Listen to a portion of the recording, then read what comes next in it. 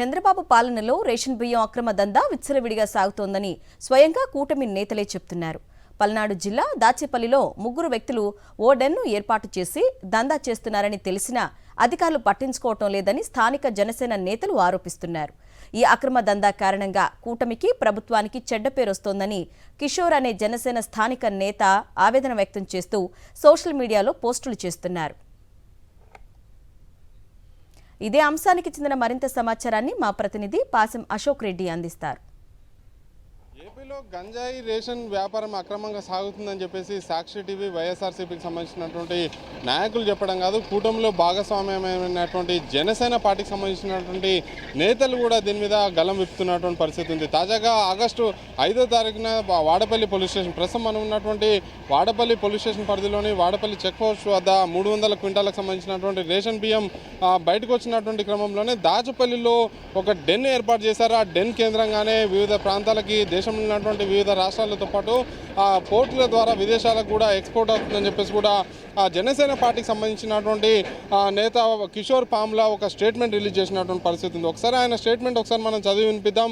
తెలంగాణలో రేషన్ బియ్యం అక్రమంగా దాచపల్లిలో డంప్ చేస్తున్నారు. ఆ డంప్ చేసే దాంట్లో 3 వ్యక్తులు కీలకంగా ఉన్నారు. ఆ కీలకంగా ఉన్నటువంటి వ్యక్తుల మీద ఎందుకు చర్యలు తీసుకోవట్లేదని చెప్పేసి కూడా ఆయన ప్రశ్నిస్తూ కూడా స్థానికంగా ఉన్నటువంటి వాట్సాప్ గ్రూపుల్లో పోస్ట్ చేస్తున్నటువంటి పరిస్థితి ఉంది.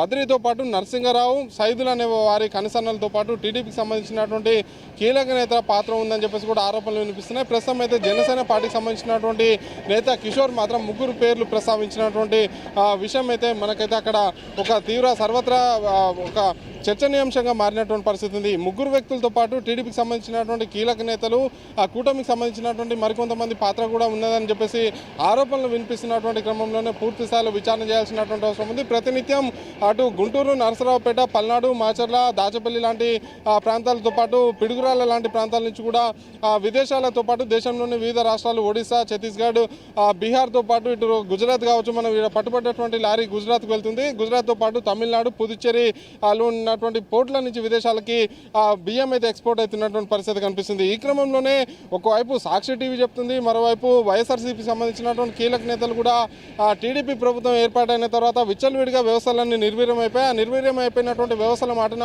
అక్రమ వ్యాపారం జోరుగా సాగుతుంది. ఒకవైపు నకిలీ మద్యంతో పాటు మరోవైపు గంజాయి కావచ్చు, ఇసుక వ్యాపారం కావచ్చు, గుట్కా వ్యాపారం కావచ్చు,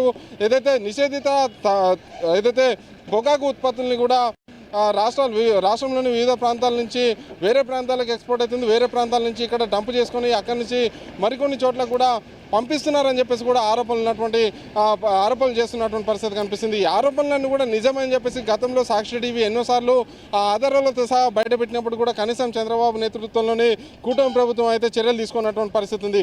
ఈ నేపథ్యంలోనే జనసేనకు సంబంధించినటువంటి కూటమిలో భాగస్వామ్య పక్షమైనటువంటి జనసేనకు సంబంధించినటువంటి నేతలు కూడా గలం విప్పడం మాత్రం ప్రస్తుతం అయితే సర్వత్రా ఆసక్తిని అయితే పెంచుతున్నటువంటి పరిస్థితి ఉంది. ఈ మొత్తం వ్యవహారంలో అసలు భాగస్వామ్యమైనటువంటి కూటమి నేతలు ఎవరు, ఆ కూటమి నేతల వెనక ఎందుకు అంటే కుటుంబ నేతల మీద ఎందుకు పోలీసులు చర్యలు తీసుకోవట్లేదు అనేది కూడా ఒక పెద్ద ప్రశ్న అయితే వినిపిస్తున్నటువంటి నేపథ్యంలోనే అటు ప్రజలు కూడా ఖచ్చితంగా కూటమిని ప్రశ్నించాల్సినటువంటి అవసరం ఉంది. అదే సమయంలో పోలీసులతో పాటు యంత్రాంగాలను కూడా నిలదీయాల్సినటువంటి అవసరం ఉంది. ఎందుకంటే చిన్న చిన్న పిట్టి కేసులను పట్టుకుని వేధింపులు చేస్తున్నటువంటి పోలీసులు ఈ స్థాయిలో వ్యవస్థల్ని నిర్వీర్యం చేస్తూ కోట్లాది రూపాయల అక్రమ వ్యాపారం సాగిస్తున్నటువంటి వ్యక్తుల్ని ఎందుకు ఉదాసీనంగా వ్యవహరిస్తున్నారనేది కూడా ప్రశ్నించాల్సినటువంటి అవసరం ఉంది. అదే సమయంలో నిలదీయాల్సినటువంటి అవసరం కూడా స్పష్టంగా కనిపిస్తుంది.